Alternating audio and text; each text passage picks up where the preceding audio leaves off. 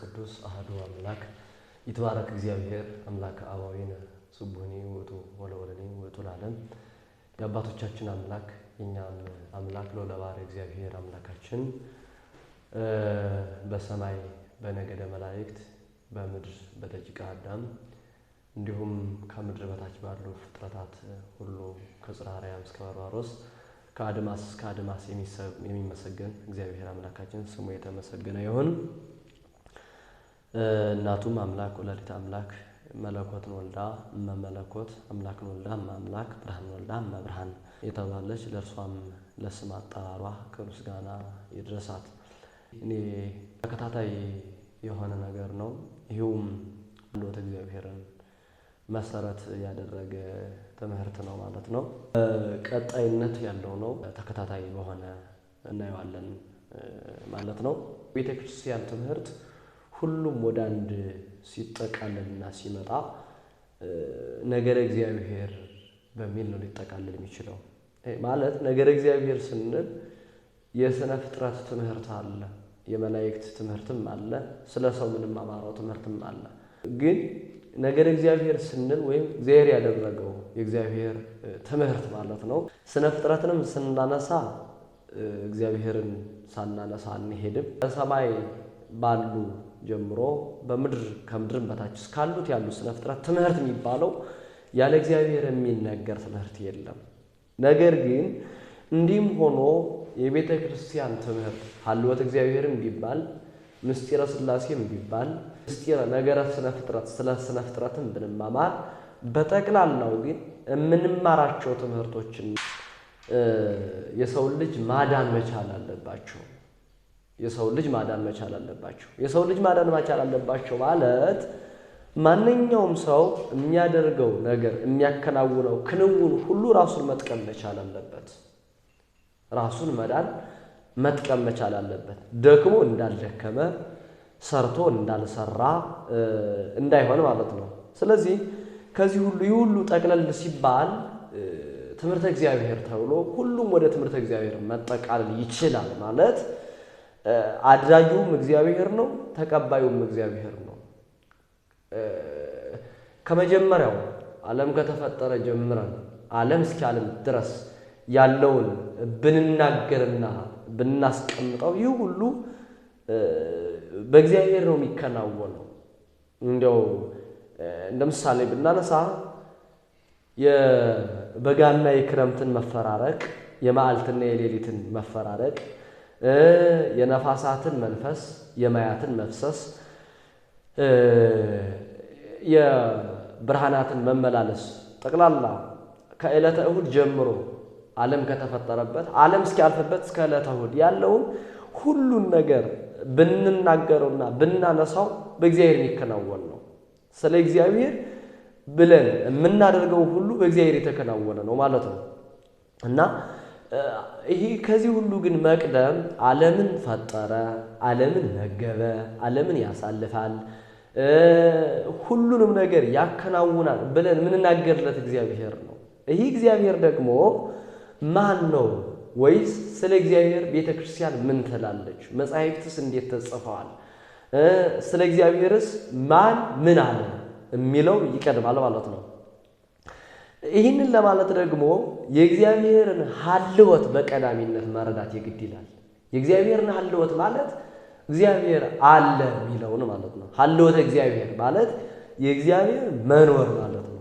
የእግዚአብሔር መኖር የእግዚአብሔር መኖር የሚባለው ሁለት ጉዳዮችን ማንሳት እፈልጋለሁ። ቅድሚያ አንደኛ ስለ እግዚአብሔር ስንናገርና ስለ ሀልወት እግዚአብሔር ስንማር መነሻ አለው፣ መድረሻ አለው። አንድ በሁለተኛ ደረጃ ማንኛውም ሰው ሊያስበውና ሊገነዘበው የሚችለው ስለ እግዚአብሔር ስንናገር በሌለንበት ዓለም ባልተፈጠርንበት ዓለም እግዚአብሔር ብቻውን በኖረበት ዓለም ያንን ኖረ ብለን ስንናገር ራሱ ኖረ የሚለው መኖርን ዘመንን ሊያካትት ይችላል። ግን ለሊከ ዘመን ራሱ ዘመን ሆኖ የኖረበትን ዓለም ነው የምንናገረው። የኖረበትን ዓለም ስንልም አሁን ዓለምነቱ ራሱ ነው ማለት ነው።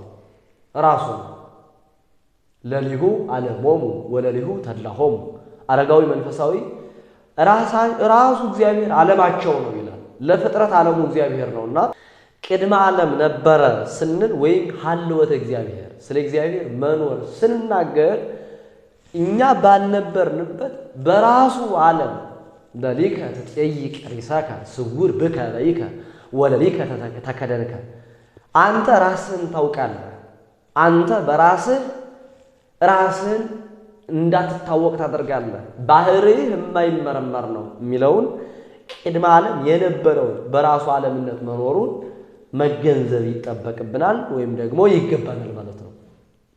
ይገባናል።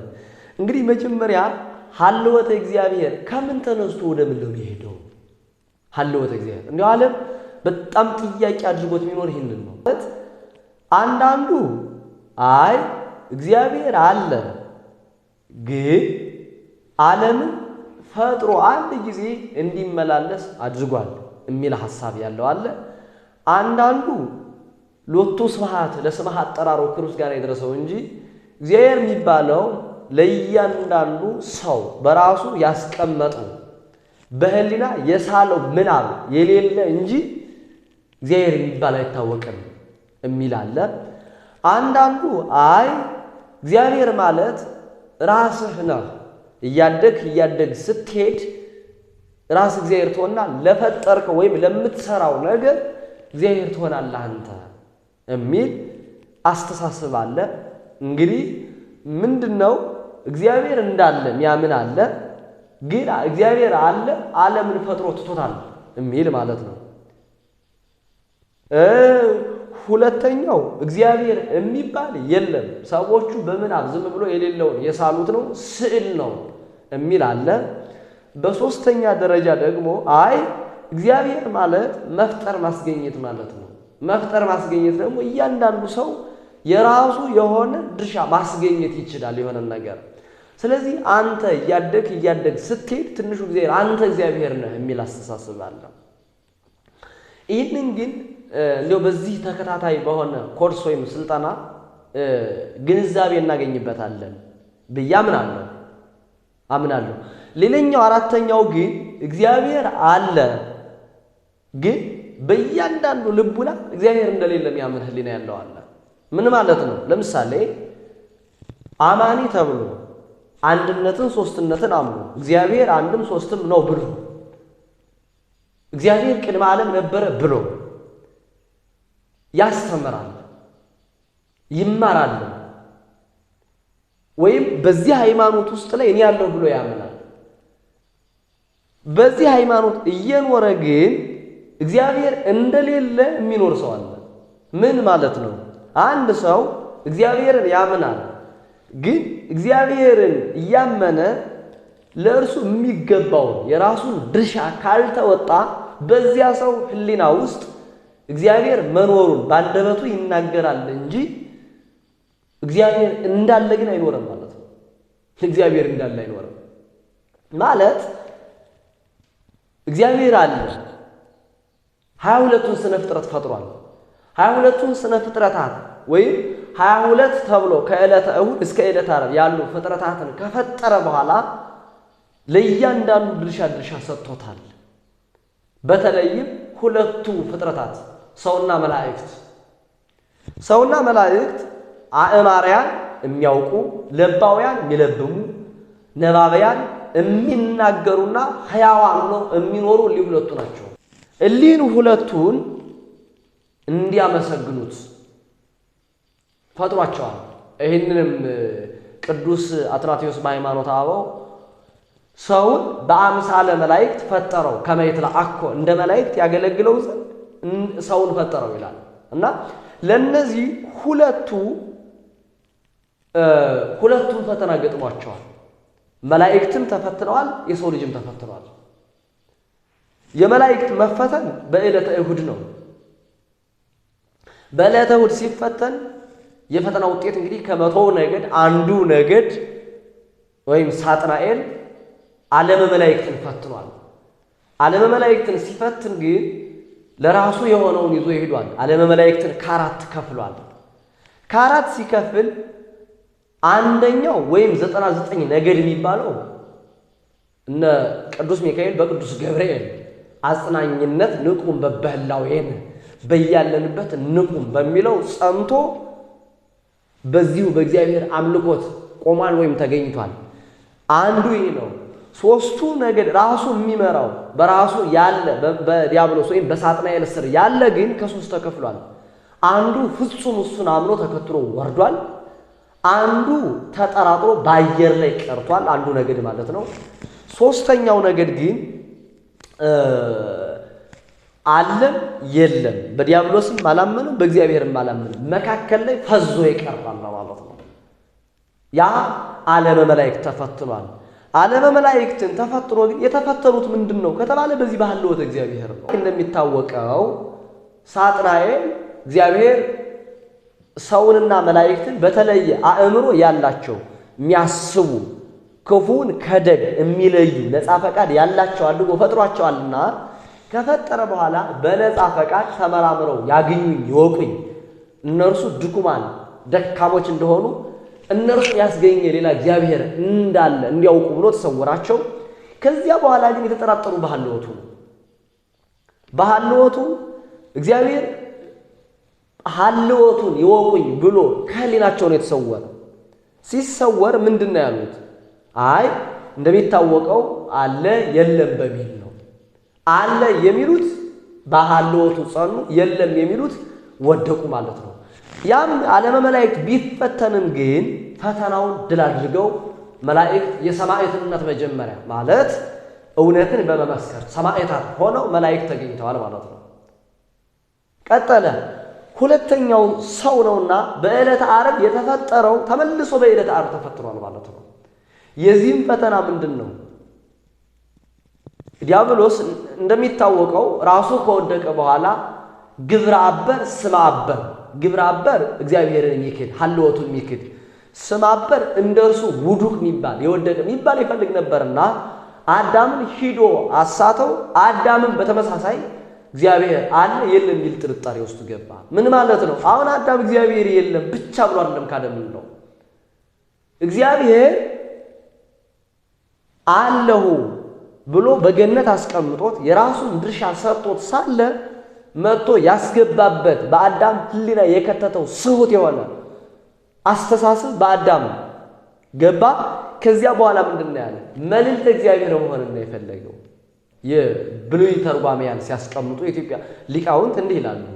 አዳምን ጸበለስን በበላህ ቀን የሞት ሞት አይደለም የምትሞተው፣ የሞት ሞት ሳይሆን የምትሞት ጸበለስን በበላህ ቀን አንተ እንደ እግዚአብሔር አዋቂ ትሆናለህ፣ እግዚአብሔር ደግሞ የከለከለ አዋቂ እንዳትሆን ነው ብሎ ሲለው ጸበለስን ቆርጦ ተመገበ የሚለውን የብሉይ ሊቃውንት ሲተረጉሙ እንዲህ ይላሉ። ጸበለስ በልቶ ቅጠልን በመመገብ አምላክ መሆን የሚቻል ከሆነ እስኪ አንተ ጸበለስን በልተ የባህሪ አምላክን አሳየ የሚለው ምላሹ ከአንደበቱ ቅርብ ነበር ይላል። ስለዚህ ምን ማለት ነው?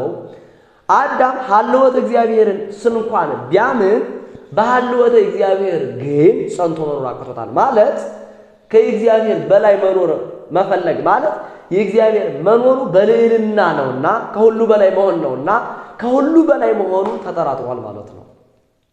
እና ይህ ማለት ወደ ሐሳቤ ሳመጣውና ወደዛ ቀደም ወደ አነሳው ጽንሰ ሐሳብ ስመጣ ሰው እግዚአብሔር አለ ብሎ ያምናል። እግዚአብሔር አለ ብሎ በማመኑ ብቻ ግን ዋጋ ማግኘት አይቻልም። የእግዚአብሔርን ሐልወት በተግባር መግለጽ አለበት ማለት ነው። ለምን? ሰው ብዙ ጊዜ እግዚአብሔር እንዳለ ያምናል፣ እንዳለ ግን አይኖርም። እንዳለ አይኖርም። ይህ ማለት ምን ማለት ነው? እግዚአብሔር አንድም ሶስትም ነው። አንድም ሶስትም መሆኑን በአንደበት ያምናል፣ ሕሊናም ይነግረዋል፣ መጻሕፍትም ይነግሩታል። ብዙ መጻሕፍትንም አይቶ በአንደበቱ ሊመሰክር ሊናገር ይችላል። ነገር ግን እንደተሰጠው ሕግና ትእዛዝ ካልኖረ ሀልወተ እግዚአብሔርን በአንደበቱ እንጂ በተግባር ያውቀው ማለት ነው። ይህ ማለት የእግዚአብሔር መኖሩ በሰው ነው የሚታወቅ። እግዚአብሔር ቸር ነው። እግዚአብሔር ሁሉን አድራጊ ነው። እግዚአብሔር ቸር ከሆነ እግዚአብሔር አለ ብሎ የሚያምን ሰው እግዚአብሔር ቸር እንደሆነ ቸር ካልሆነ ማመኑ ብቻ በተግባር ካላሳይ ዋጋ የለውም ማለት ነው። ለዚህ ሰው እግዚአብሔር በህሊናው የለም። ያምነዋል እንጂ አይኖረውም። ይህ ብቻም አይደለም። ለምሳሌ እግዚአብሔር በሁሉ ምሉ ነው፣ ያምናል። ረቂቅ ነው፣ ያምናል። በአራቱ ማዕዘን ያለ እንዳለ ያምናል። በጨለማ እንዳለ ያምናል። በዓለም አቀፍ ከባህር ማዶ እንዳለ ያምናል። ስለዚህ ይህንን ካመነ ከሰው ሲለይ ኃጢአት የሚሰራ ከሆነ ሰው የእግዚአብሔር ሀልወት አያምንም ማለት ነው። ምክንያቱም እግዚአብሔር እንዳለ ካመነ ብቻውን ኃጢአት ሲሰራ እግዚአብሔር ያያም ብሎ ማመን አለበት። በዚያ እርሱ ብቻውን ባለበት በምድረ በዳም ይሁን በሸለቆች መካከልም ይሁን በጫካም ይሁን በሥራ ቦታም ይሁን እግዚአብሔር እንዳለ ካመነ ኃጢአት አይሰራም። ለምን? እዚያው ጋር እግዚአብሔር አብሮታልና። የጨለማ ባለቤት ጨለማን የፈጠረ በጨለማ እግዚአብሔር እንዳለ ማመን አለበት። ጨለማን የማይገደበው መሆኑን ማወቅ አለበት። እና በጣም የአራተኛው ዘርፍ ያነሳሁት ብዙ ሰው እግዚአብሔር እንዳለ እየተናገረ በግብር ግን አይገልጸውም። በግብር አይገልጸውም። የእግዚአብሔርን ሀልወት የሚያምን ሰው እግዚአብሔር አለ ብሎ በአንደበቱም የሚመሰክር ሰው በተግባር መኖር አለበት። ለምን? ቦታ መምረጥ በሁሉም እግዚአብሔር ሙሉ ነው። በሁሉም የረቀቀ በሁሉም የበላ እግዚአብሔር በሁሉም የኛም ብሎ ማመን አለበትና ማለት ነው። ወይም በተግባር መኖር አለበት። እና አራተኛው እግዚአብሔር መኖሩን እየተናገረ ግን እንዳለ ባያምን ሰው አደገኛም ይሄ ነው። ምክንያቱም መጽሐፍም ይጠቅሳል፣ መጽሐፍም ያነባል፣ ሃይማኖትም አለኝ ይላል። ለሚያነሱበት ጥያቄ ሁሉ መልስ ያስቀምጣል። ይህ አደገኛ ሰው ነው። እና ሀልወተ እግዚአብሔር የሚባለው ካለመታወቅ ወደ አለመታወቅ ይሄዳል። መነሻው አለመታወቅ ነው፣ መዳረሻው ማለት አለመታወቅ ነው። ልብ በሉ ማለት እግዚአብሔር አለ። እግዚአብሔር አለ ብለን ስንናገር ግን ከየት ነው የምንነሳው? ቅድመ ዓለም እንነሳለን። ስለዚህ የኛ ህሊና እግዚአብሔርን ካለማወቅ ነው የሚነሳው። እግዚአብሔርን ካለማወቅ ነው የሚነሳው ስንል ቅድመ ዓለም እንሄዳለን። ዓለም እስከተፈጠረበት እስከ ዕለተ እሑድ ያለውን ዘመን እናያለን። ዕለተ በስተጀርባ ያለውን ዓለም እግዚአብሔር እንለዋለን። በዚያ ዓለም እግዚአብሔር ውስጥ ገብተን እግዚአብሔርን ብንፈልገው አለ፣ መነሻውን ግን አናገኘው። የኛ ህሊና ይደክማል፣ ይወጣል፣ ይወርዳል። እግዚአብሔር ቅድመ ዓለም ነበረ ይላል። ቅድመ ዓለም ለመኖሩ ይፈልጋል። ለዚያ ለቅድመ ዓለም ላለው ለእግዚአብሔር ህሊናው ሂዶ የት ድረስ ማግኘትና ማወቅ እንዳለበት ግን ያቅተዋል። መመርመር ይችላል፣ ይጓዛል። ህሊና ተጓዥ ነው፣ ስጋም ተጓዥ ነው። ስጋም ይጓዘው ህሊናን ተከትሎ ነው። ህሊና ግን ቅድመ ዓለም እግዚአብሔርን ሲፈልግና ሲመረምር ወደ አለማወቅ ነው የሚሄደው። አይደርስበትማ፣ እግዚአብሔርን ማወቅ አይችልማ። ምክንያቱም አባ ሕርያቆስ በቅዳሴው እንዲህ ይላል፣ ህሊናዬ መረመረ፣ ፈለገ፣ ሄደ። መርምሮ ሲያቅተው ግን ይገብ ሀበዘትካት ህላዌሁ ወደ አለመመርመር ይመለስና ደካማነቱን ተረድቶ አርፎ ይቀመጣል ይላል። ምክንያቱም እኛ ባልነበርንበት ዘመን ባልተቆጠረበት ገና ዓለም ባልነበረበት ዘመን ያለ እግዚአብሔርን መመርመር ህሊናችን ወደ አለማወቅ ነው የሚሄደው። ይህ ሲባል ግን ፈጽሞ አይታወቅም ማለት አይደለም። በዘፈቀደ ይገለጻል። ቅድመ ዓለም መኖሩ ከባህሪ አባቱ ከአብ ከባህሪ ሕይወቱ ከወልድ ተወልዶ ከባህሪ ሕይወቱ ከመንፈስ ቅዱስ ጋራ ወልድ በቀዳማዊ መኖሩ አብን በቅድምና መኖሩ መንፈስ ቅዱስን በቅድምና መኖሩ ያንን ሀልወት እናገራለን። ያንን ሀልወቱን ግን ደግሞ ሂደን መርመረን ደርሰን ማወቅ አንችልም፣ ከኛ በላይ ይሆናል። ስለዚህ ምንድነው ማለት ነው? ካለማወቅ ነው የምንነሳው። አለማወቅ ስንል ግን የኛ ህሊና ነው አቅቶት ማለት ነው። ሰለስቱ ምዕትም እንዲህ ይላሉ፣ አልብነ ጠፈር ወአልብነ መሰረት፣ ንሕነ ጠፈር ወንሕነ መሰረት። መነሻም የለንም መድረሻም የለንም፣ ጠፈርም የለንም መሰረትም የለንም።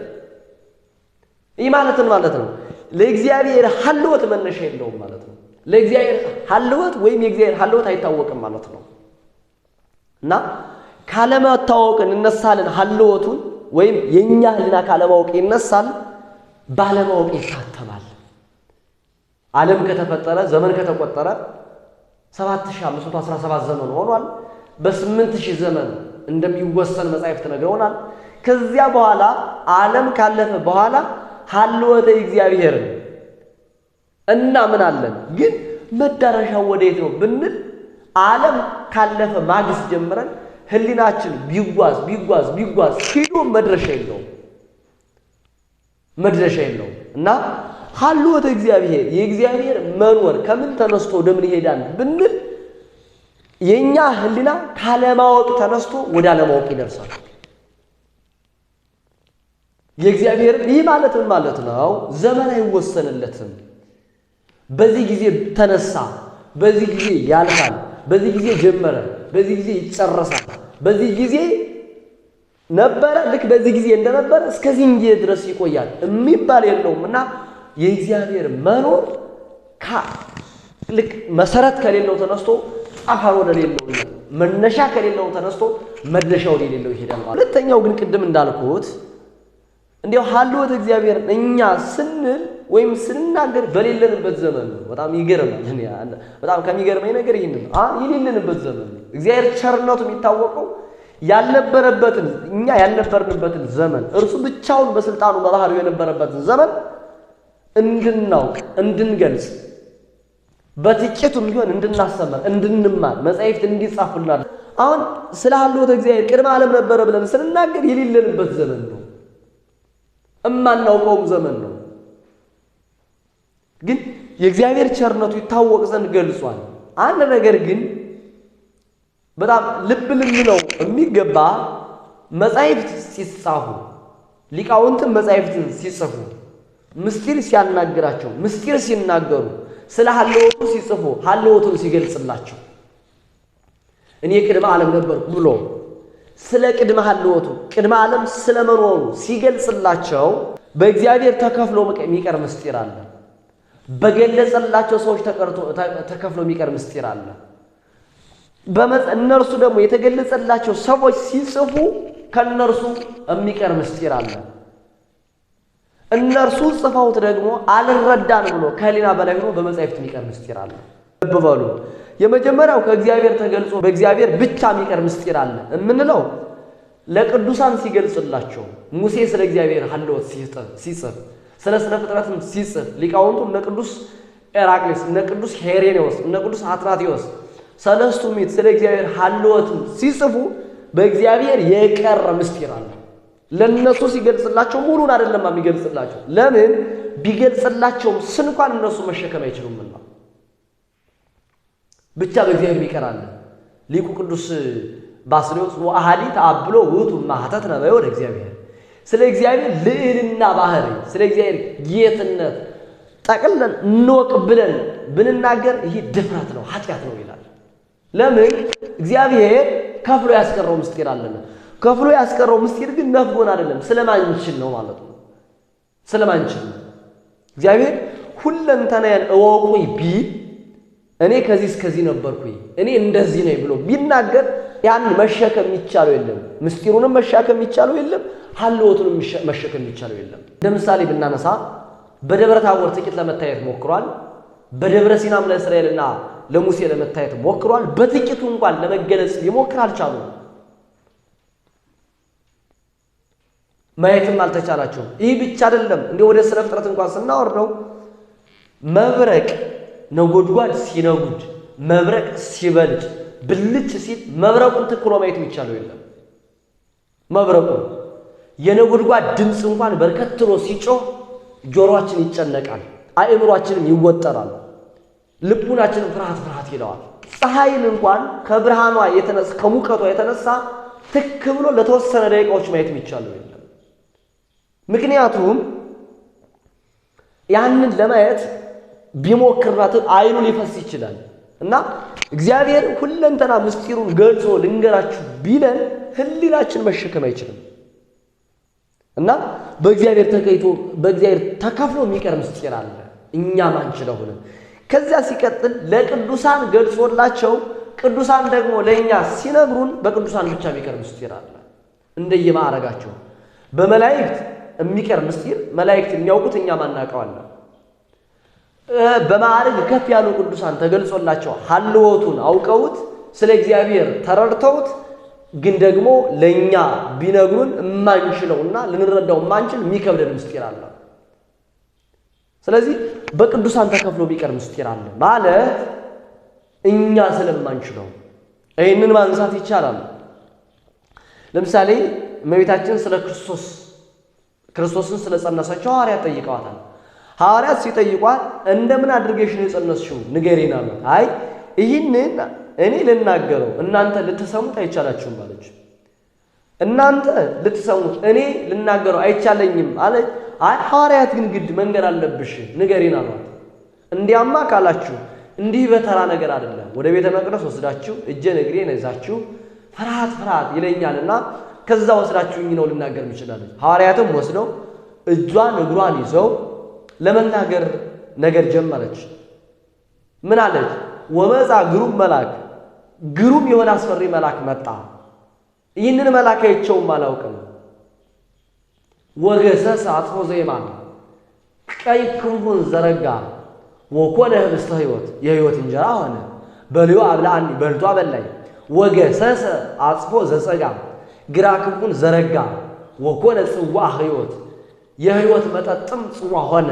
ሰትዮ አስተየኒ ጠጥቶ አጠጣይ ስትል ብላ ወደ ደገኛው ምስጢር ልትገባ ስትል ወኮነ አልይ ድልቅልቅ ታላቅ ንውጽውጽታ ሆነ። መሬት አለፍ አለች፣ መብረቅ በረቀ፣ ነጎድጓድ ነጎደ። ያን ጊዜ ሐዋርያቱም ደነገጡ፣ ተበተኑ። እነርሱም መስማት ተሳናቸው፣ አቃታቸው። እግዚአብሔር ምን አላት?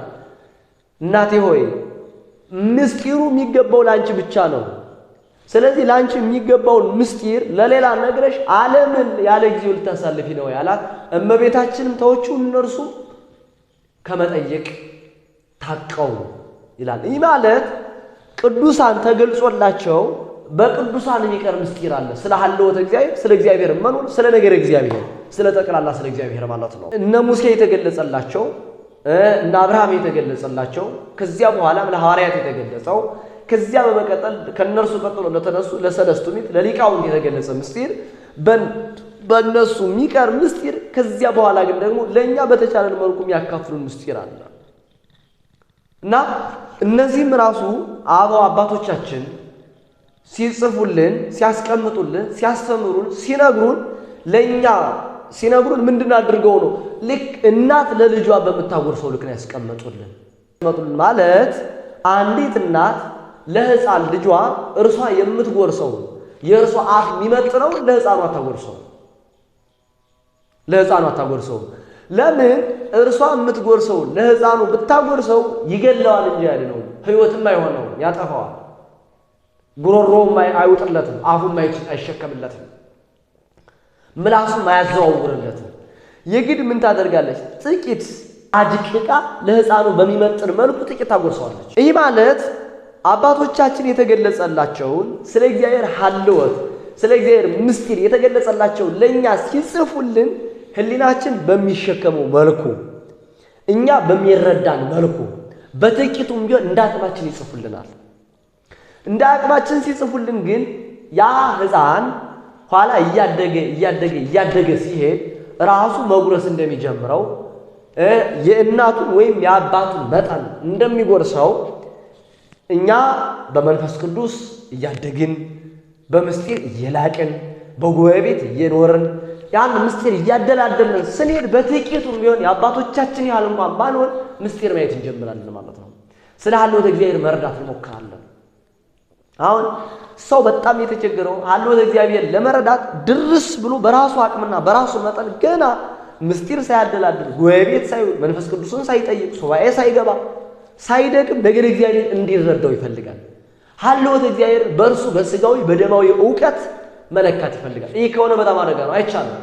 ያጠፋል፣ ከህልና በላይ ይሆናል፣ ይገለናል እንጂ አያድነንም፣ ያጠፋናል እንጂ አይታደገንም፣ ወደ ገሃነም ያወርዳል ወደ መንግሥት ማለት ያለ አቅም ሳይወጡ ሳይወርዱ ከመምህራን እግር ስር ቁጭ ብለው ሳይውሉ ምስጢር ሳያደላድሉ መንፈስ ቅዱስን ሳይጠይቁ ሀልወተ እግዚአብሔር እረዳለሁ ማለት ድንጋይ አንስቶ እንደመቆርጠም ነው የሚሆነው። እሳት አንስቶ እንደመጉረስ ነው የሚሆነው። በአባቶቻችን የሚቀር አለ። ከዚያ ሲቀጥል ግን አባቶቻችን በመጻሕፍት ጽፈውት ተሰውሮ የሚቀርብን ምስጢርም አለው። ያንን እናነባለን፣ መምህራን ይተረጉሙልናል፣ ከመምህራን እንጠይቃለን። በመጻሕፍት ምስክርነት ብዙ መጻሕፍትን አመሳክረን እናነባለን። ያንን ካደረግን በኋላ ግን ረቀቅ ይልብናል፣ ከመርዳት በላይ ይሆንብናል። ይህ ደግሞ በምን ይሆናል? ከመጻሕፍት የቀረውን በመንፈስ ቅዱስና በሱባኤ በቀኖና ጠይቀን እንረዳዋለን። ከዚህ በላይ የሆነውና አልረዳን ያለን ግን ደግሞ ከሞት በኋላ እንረዳዋለን። የበለጠ ምስጢር የሚረዳው ሰው ከሞተ በኋላ ነው። ሰው ከሞተ በኋላ ትልቅ ሕይወት አለው። እውቀቱ ይጨምራል። እዚህ ምድር ላይ ሲደክምበት የነበረው ከዚያ መንፈስ ቅዱስ የበለጠ ይገለጽለታል። ከሞት ባሻገር ያለ ሕይወት የእውቀትም የሕይወትም ዓለም ነውና ይረዳለታል። ሀልወተ እግዚአብሔርን ስንረዳ ያ በሌለንበት ዓለም ሆነን ያንን ባልነበርንበት ባልተፈጠርንበት ዓለም በሌለበት ዘመኑ ሆነን በዓለም እግዚአብሔር ነውና ምንረዳው። ይህንን ግንዛቤ ማድረግ ይጠበቅብናል ማለት ነው። እና ሀልወተ እግዚአብሔር እንዲያው ይህንን ስናደርግ እንዲህ ከሆነ ሀልወተ እግዚአብሔርን እንዲሁ አባቶቻችን በጥቂቱም ቢሆን በመጻሕፍትም በምንም ሲገልጹልን የበለጠ ግን በስነ ፍጥረት ገልጸውልናል።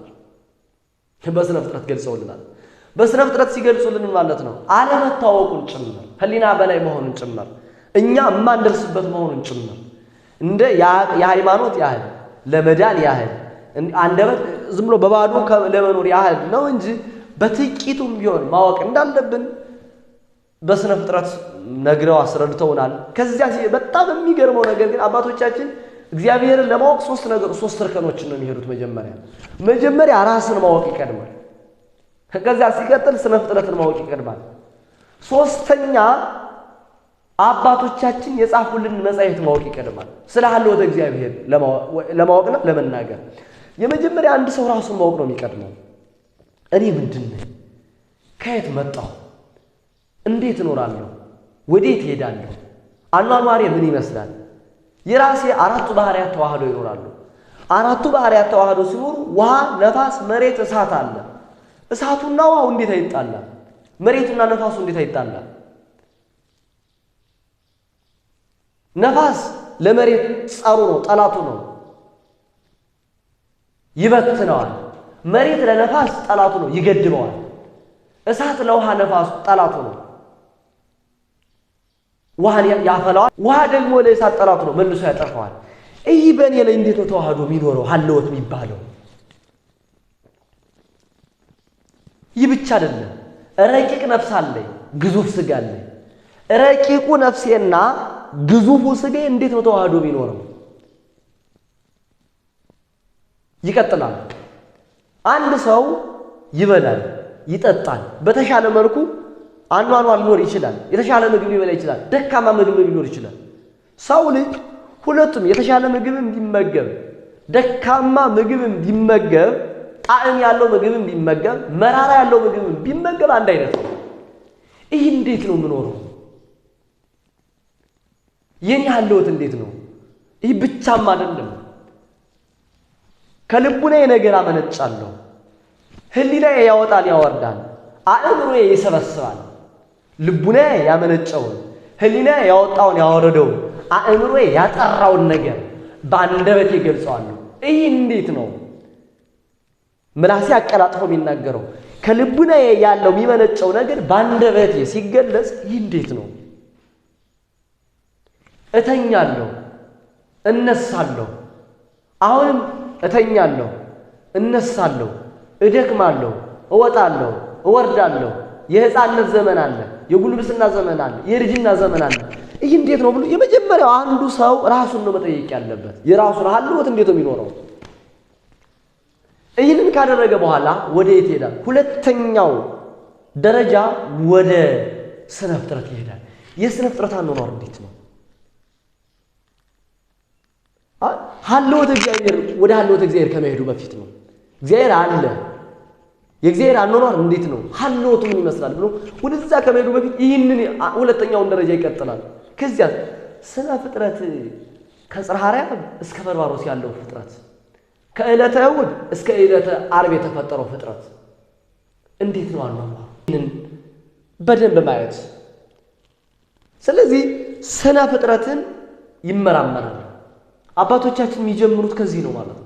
ቅዱስ ባስልዮስ በሃይማኖተ አበው 34ኛው ምዕራፍ ላይ እንዲህ ይላል ቦኑ ይትካለነ ንጠይቅ ስፋ ሰማይ ወእመቀቀ ላይ የሰማይ ምጥቀቱን የባህር ጥልቀቱን የውቅያኖስ እመቀነቱን ልናውቅ እንችላለን ወይ ይላል።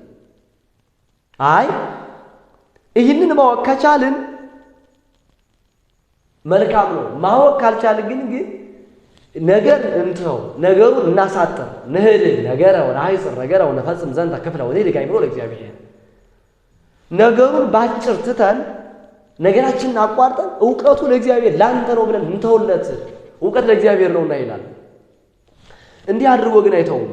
እስመ መተጋቡ ሁሉ መላእክት ወሊቃነ መላእክት በበነገሩ ወበስራቱ ይጅልኩ ይርከው ወዳጣና ምሮት እግዚአብሔር ከላይ ነገረ መላእክት ከታች ደቂቀ አዳም ተሰብስበው ስለ እግዚአብሔር ቢመራመሩ አኗኗርህ እንዴት ነው? እንዴት ትኖራለህ? ከጽርሐ አርያም እስከ በርባሮስ ከዚያም ከጽርሐ አርያም በላይ ከበርባሮስ በታች ከአድማስም ባሻገር ከምስራቅ ባሻገር ከምዕራብ ወዲያ ትኖራለህና እንዴት ነው አኗኗርህ ብለው እነዚህ ሁለቱ አእምሮ ልብ ያላቸው ሰውና መላእክት ተሰብስበው ስለ እግዚአብሔር ቢመራመሩና ቢፈልጉ አያውቁም ይላል። አይቻላቸውም። እነዚህ ግን ያደርጋሉ። ዕውቀቱ ላንተ ነው። ያንተ ሐልወት ላንተ ሊከት የይቅር ይሳካ አንተ ራስን ታውቃለህ። ስውር ብከ በእበይከ አንተ በልዕልና በጌትነትህ አንተ ራስን ሰውረህ ትኖራለህ ብለው ይተውታል። እንዲህ ካለ በኋላ ግን ስለ እግዚአብሔር መኖር ስለ እግዚአብሔር ሐልወት ከማወቅህ በፊት ግድፍ እምላይሌከ ግብረ ዘሥጋ ወደም መጀመሪያ ስጋዊ ደማዊ ፍላጎትን ካንተ ትተህ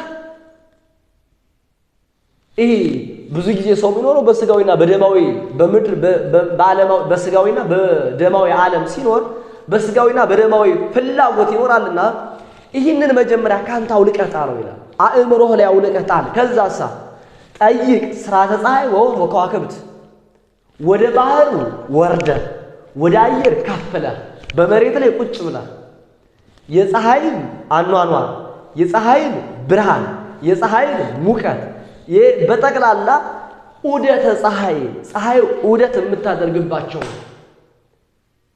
አውታረ ፀሐይ መረበ ፀሐይ አይጋረ ፀሐይ አለና እስኪ ስለ ፀሐይ ተመራመር ይላል። አይ ስለ ፀሐይ ከተመራመርክ በኋላ ስለ ጨረቃም ተመራመር። ጨረቃ ከፀሐይ ብርሃን ትነሳለች። ጣፍ የምታድርበት ጊዜ አላት። ሌሊቱን ሰንጥቃ ትወጣለች። በፀሐይ ብርሃን ትደምቃለች። ከከዋክብት ለየት ብላ ትታያለች። የዚህን አኗኗር መጀመሪያ ስለ ፀሐይ ጠይቅ ነው ማለት ስለ ፀሐይ ጠይቀ ስለ ጨረቃ ጠይቅ። ከዚያስ የከዋክብትን አኗኗር ጠይቅ። የከዋክብትን አኗኗር እንዴት ነው? ጽልሙታን ከዋክብት አሉ፣ ብርሃናማ ከዋክብት አሉ፣ በጣም ደካማ ከዋክብት አሉ፣ ታላላቅ ከዋክብት ደግሞ አሉ። እነዚህን ጠይቅ፣ ተረዳ። መቼ? ስለ እግዚአብሔር ሐልወት ከማወቅህ በፊት። እንዲህ ከሆነ እንዲያው ከሰማይ በታች ከጠፈር በታች ከመሬት በላይ ያለውን ፍጥረት ተመራምረህ ማወቅ ከሞከርክ ወደ ላይ ውጣና ዓለመ መላእክትን ጠይቅ፣ ዓለመ መላእክትን መርምር። የመላእክት አኗኗር እንዴት ነው? መላእክት እንዴት ይኖራሉ? በነገድ 99 ናቸው። በከተማ 10 ናቸው። ባለቃ በነገድ አለቃ 10 ናቸው። ከዚያ ሲቀጥል 7ቱ ሊቃነ መላእክት አሉ። 2ቱ ሊቃነ መላእክት አሉ። አንዱ ሚካኤል አለቃ። የነዚህን አኗኗራቸውን፣ አሰፋፈራቸውን፣ ከተማቸውን፣ ማንነታቸውን ወቅ። ይህንን ካወቅ በኋላ ከዚያስ ሀበ መንበር ነባቢ ወደ ተናጋሪ ዙፋን ወደ ኪሩቤል ውጣ። በአራቱ ማዕዘን ገጸ ንስር፣ ገጸ ላይ፣ ገጸ እንስሳ ማለት ገጸ ላይምና ገጸ አንበሳ፣ ገጸ ቢስ ያለ የሰው ፊት ያለው የአንበሳ ፊት ያለው የንስር ፊት ያለው የላም ፊት ያለው አለ። እነርሱ በአራቱ ማዕዘን የኪሩቤል የሚባሉት የእግዚአብሔር ዙፋን ተሸክመው ይኖራል። እንዴት ነው የእነዚህ አኗኗር? ይህን ትረዳለህ ወይ? ይህንን ከተረዳህ በኋላ አለ ያን ጊዜ ነጽር በልብ ንጹህ በልቡና ንጹህ ሆነ ስለ እግዚአብሔር ተመራመር እግዚአብሔር ሀልወትን ወቅ ይላል እና ምን ማለት ነው? ከራስ ራስን ማወቅ አለ ቅድሚያ፣ ሁለተኛ ስነ ፍጥረትን ማወቅ አለ፣ ከዚያ እግዚአብሔርን ማወቅ አለ። በደረጃ ነው ሰው የሚደክመው የሚያቀተው የሚጎዳው የሚወድቀው በምንፍቅና የሚያዘው የሚጠራጠረው ህሊናው ወጭ ወራጅ የሚሆን የሚታወክበት ለክደት የሚዳረገው መጀመሪያ ከየት ተነስቶ ወደ የት መሄድ እንዳለበት ስለማያውቅ እና ስነ ፍጥረት ራሱ አለ፣ ስነ ፍጥረት አለ፣ መጻሕፍት ሶስተኛ ነው። በዓለመ መጻሕፍት ይመረምርና ከዚያ በኋላ ነው እግዚአብሔርን ማወቅ የሚሄደው። ሀልወት እንዴት ነው? እግዚአብሔር እንዴት ይኖራል? እንዲሁ ነው እንኳን በእውቀትም በስነ ፍጥረትም በመጻሕፍትም በራስም ማወቅ የማይቻለውና ከህልና በላይ ሲሆንበት ይቀጥልና ምን ይሆናል? በሱባኤ እግዚአብሔርን ይጠይቃል፣ በህይወቱ ይኖረዋል። ስጋ መለኮት ደመ መለኮትን ይቀበላል። ያን ጊዜ ምስጢር ይገለጽለታል። ምስጢሩ እንኳን ቢረቅበት እውቀቱ ላንተ ነው ብሎ እንደ አባቶቹ ህሊናው እንዲያረጋጋ ይሆናል። እና ሀልወት እግዚአብሔር የሚባለው በዚህ ደረጃ ነው ልናውቀው ምንችለው ወይም ልንረዳው ምንችለው። ግን እንዳልኩትኝ ሀልወት እግዚአብሔርን ስንመራመር ጸሎት ይጠይቀናል። እንደው ዝም ብሎ በደረቅ ዕውቀት በስጋዊ በደማዊ ዕውቀት መጻሕፍትን በማገላበጥ መጻሕፍትን በማጣቀስ መጻሕፍትን በማገጣጠም ብዙ መጻሕፍትን በማየት ብቻ አይደለም። ሃይማኖትም ጾምም ጸሎትም ሱባኤም መንፈስ ቅዱስም እነዚህ ሁሉ ይጠበቁብናል። እነዚህ ሁሉ አጋዥ ይሆናል። ከነዚህ ውጭ ዝም ብሎ በደረቅ ግን ቢሆን ጉዳት ነው የሚሆነው እና ሀልወት እግዚአብሔር ከምን ተነስቶ ወደምን ይሄዳል? እንዴት ይታወቃል? ለሚለው እስከዚህ ያለውን ዛሬ ለማየት ከሞከር በቀጣይ ሀልወት ማለት ምን ማለት ነው ወይም ሀልወት እግዚአብሔር እንዴት ነው የሚለውን መነሻ አድርገን እንቀጥላለን። ለዛሬው ከዚህ ይቆየን፣ ከዚህ እናብቃ። ወስብሐት ለእግዚአብሔር። ይቆየን።